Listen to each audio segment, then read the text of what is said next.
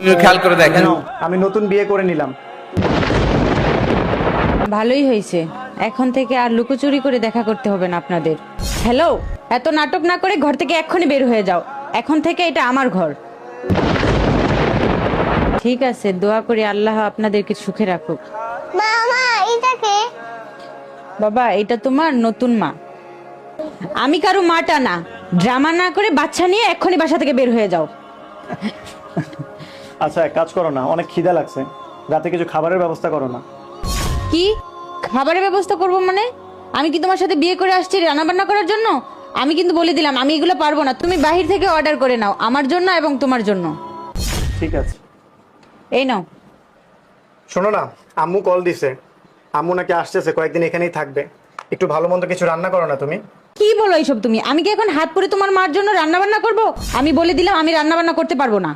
আমার কাছে এইসবের আশা রাখো না। আমি ঘরের কাজকর্ম করার জন্য তোমার সাথে বিয়ে করে আসি নাই।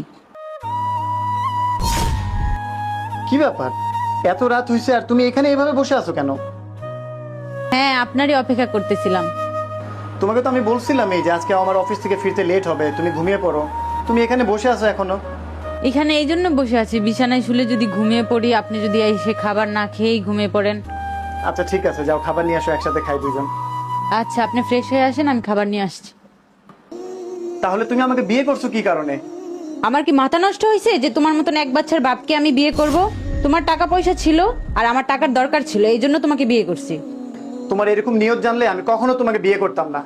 হয়েছে, এত সাধু সাধ্য না, এত নেককার, এত পরহেজগার, এত ভালো একটা স্ত্রী ছিল যে তোমার সাথে 10 বছর সংসার করছে।